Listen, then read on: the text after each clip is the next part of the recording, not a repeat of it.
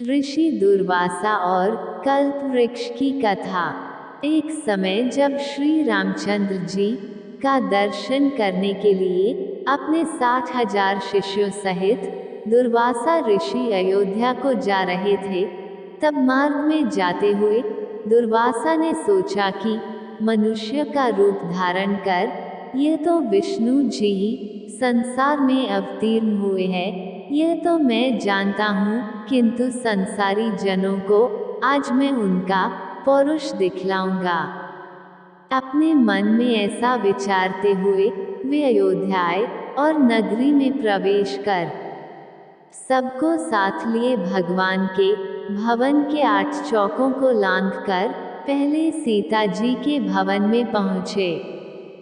तब शिष्यों सहित दुर्वासा को सीता जी के द्वार पर उपस्थित देख पहरेदारों ने शीघ्रता से दौड़कर श्री रामचंद्र जी को इसकी सूचना दी। यह सुनते ही भगवान राम मुनि दुर्वासा के पास आ पहुँचे और प्रणाम कर सबको बड़े आदर सहित भवन के भीतर लाए गए तथा बैठने के लिए सुंदर आसन दिया।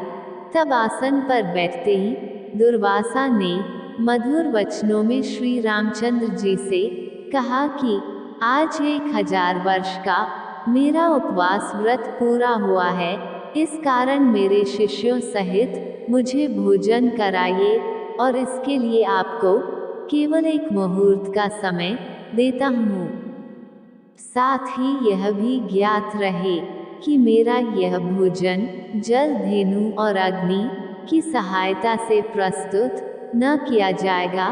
केवल 1 मुहूर्त में ही मेरी इच्छानुसार वह भोजन जिसमें विविध प्रकार के पकवान प्रस्तुत हों मुझे प्राप्त हो।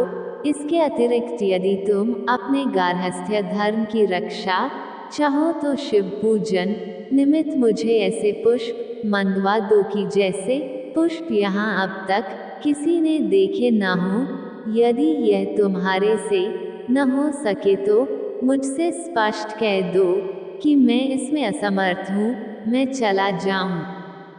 तब मुनि की इस बात को सुनकर श्री रामचंद्र जी ने मुस्कराते हुए नम्रता से कहा, भगवान मुझे आपकी यह सब आज्ञा स्वीकार है।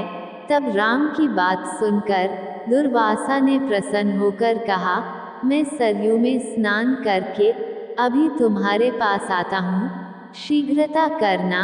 हमारे लिए सब सामग्रियों को प्रस्तुत करने के लिए अपने भाइयों तथा सीता को शीघ्रता के लिए कह देना। रामचंद्र जी ने कहा, अच्छा आप जाइए स्नान कराइए। दुर्वासा जी स्नान करने चले गए। राम चिंतित हो गए। लक्ष्मण आदि भ्राता जानकी तथा सबके सब व्याकुल हो राम की ओर निर्निमेष दृष्टि से देखने लगे कि मुनि ने तो इस प्रकार की सब अद्भुत वस्तुएं मांगी हैं, इसके लिए देखें कि अब भगवान क्या करते हैं, क्योंकि बिना अग्नि जल और बिना गौ के उनके लिए किस प्रकार से भोजन प्रस्तुत करते हैं। तब रामचंद्र जी ने लक्ष्मण जी से एक पत्र लिखवाया, फिर उस पत्र को अपने बाण में बांधकर धनुष पर चढ़ाया और छोड़ दिया। वो बाण वायु वेग से उड़कर अमरावती में इंद्र की सुधर्मा नामक सभा में जाकर उनके सामने गिर पड़ा। उस बाण को देखकर इंद्र व्याकुल हो गए कि यह किसका बाण है। फिर उठाकर जो देखा तो उस पर राम का नाम अंकित था। फिर उसमें बंधे पत्र को खोलकर पढ़ा। पत्र खुलते ही वह बाण फिर वहां से उड़कर राम के तरकश में आ घुसा। उधर इंद्र ने उस पत्र को सभा में बैठे हुए सब देवताओं को सुनाया। उसमें लिखा था, इंद्र स्वर्ग में सुखी रहो। मैं सर्वदा तुम्हारा स्मरण करता हूँ, परंतु तुम्हें एक आज्ञा देता हूँ।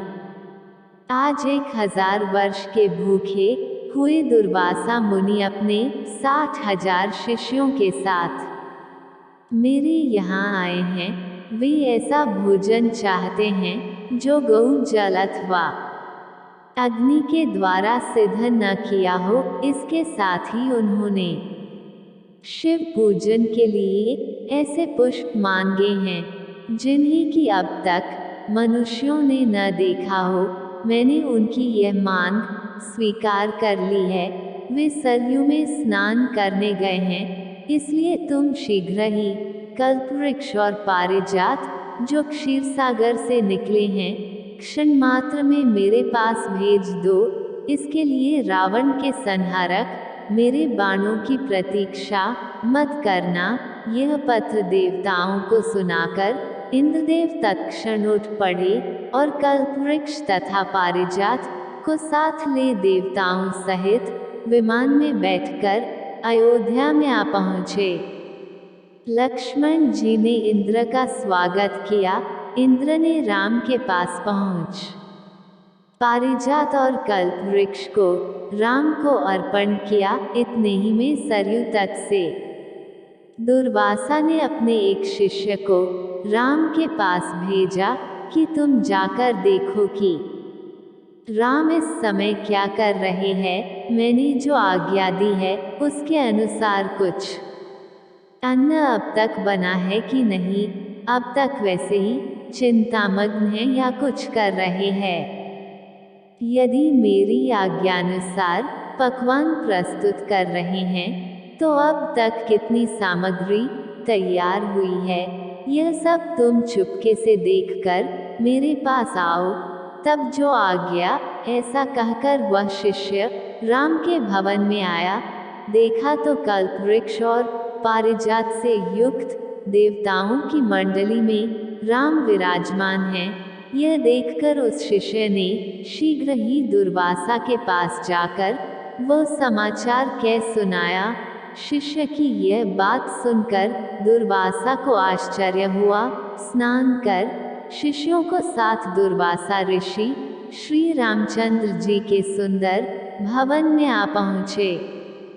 दुर्वासा जी को आया देख देवताओं सहित राम ने उठकर उन्हें तथा उनके सब शिष्यों को बड़े आदर के साथ प्रणाम किया और उत्तम आसन पर बिठाकर सीता तथा लक्ष्मण आदि के साथ उनकी पूजा की। फिर जिन पुष्पों को मनुष्यों ने अब तक नहीं देखा था, शिव पूजन के हेतु पारिजात के उन पुष्पों को राम ने दुर्वासा के समक्ष प्रस्तुत किया। उन पुष्पों को देख मुनि दुर्वासा ने एक बार तो आश्चर्य किया, किंतु मौन भाव से उन्हें ग्रहण कर शिव जी तथा अन्य देवताओं की उन पुष्पों से पूजा की। फिर उसी क्षण श्री रामचंद्र जी ने लक्ष्मण तथा सीता आदि को सब भोजन परोसने की आज्ञा दी।